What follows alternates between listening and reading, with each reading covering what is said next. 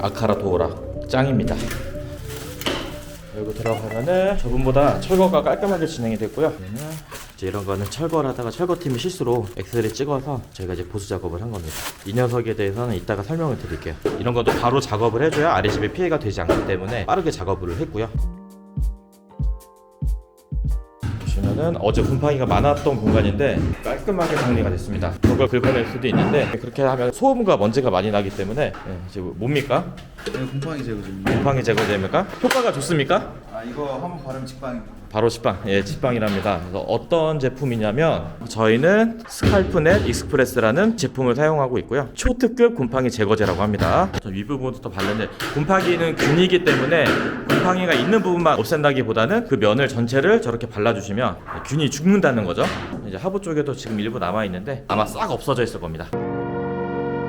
이번에 철거 때 제가 찍어드린 영상 중에 보면 온수분배기 오른쪽으로 하부 쪽에 곰팡이가 있었던 게 있거든요. 그 원인을 보니까 이쪽 벽면에 떡가베라고 그래서 벽에서 뭐 별다른 목공 작업 없이 바로 석고보드를 붙이는 작업을 떡가베라고 하는데 철거된 내용을 보면은 이런 식으로 시공이 되어 있고요. 본드의 두께가 꽤 두껍습니다. 이렇게 시공하는 이유는 뭐 목상을 걸지 않아도 수직 수평을 잡을 수 있고 빠르게 시공이 가능하다는 점에서 보통 신축 아파트에서 이렇게 시공을 하는데 그러다 보니까 기존에 있던 벽과 석고 떡가베의 한 벽 사이에는 단열이 없이 떠 있습니다. 공간이. 그러면 나중에 뭐 결로가 생길 수가 있고 결로라는 게 이제 반대편에서 보면은 이쪽에 좀 물을 사용하는 공간이기 때문에 습이 있기 때문에 결로가 더 빨리 진행이 될 수 있다 라고 보시면 좋을 것 같고 다행히 저의 판단으로는 누수라든지 그런 내용은 아닌 것 같고 결로 플러스 단열의 부재 때문이 아닐까 생각이 듭니다. 이 벽을 차갑거든요. 지금 만져보면 단열 작업을 할 때는 이게 기존에 있던 벽과 떨어져서 단열 작업을 하는 거는 크게 의미가 없다고 생각을 합니다. 그래서 이쪽 공간도 이제 거실이 될 공간이기 때문에 이제 단열 작업을 모두 진행을 할 계획입니다. 얘도 이제 단열재거든요. 이쪽은 원래 안방이었기 때문에 기존에 있는 떡가베를 하기 전에 단열재가 들어가 있었습니다. 근데 여기는 이제 방이 아니라 공용부의 개념이었기 때문에 단열 작업이 누락이 된 것 같습니다.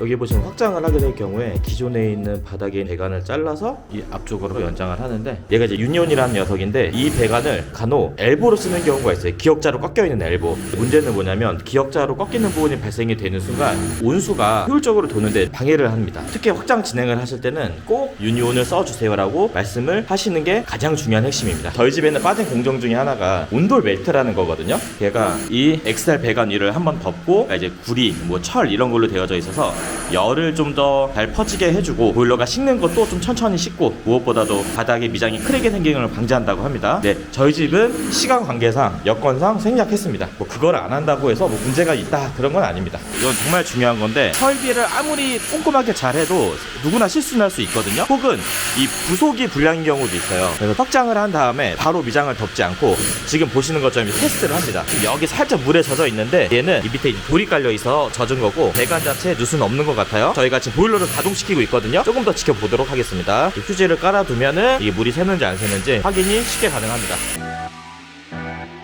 설비 같은 경우에는 당연히 경험 많으신 설비사장이 와서 작업을 하시는데 요즘에 치수에 민감하잖아요. 매입 수전도 해야 되고 뭐 배수도 만들어야 되고 과거보다는 설비 작업이 많아졌기 때문에 사전에 도면 작업을 해서 바로 일을 진행할 수 있게끔 하고 있고요. 지금 보시면은 정확하게 포인트가 표시가 되어져 있거든요. 이런 내용들이 디자인이 완성이 되면 이게 실제로 어디 위치에 설비가 돼야 되는지를 체크를 해서 도면을 뽑아 놓으면 이제 설비를 작업하시는 분들도 용이하고 나중에 설비 다 끝났는데 우리 계획대로 뭔가 가구가 설치가 안 된다 이런 것들을 막을 수 있습니다.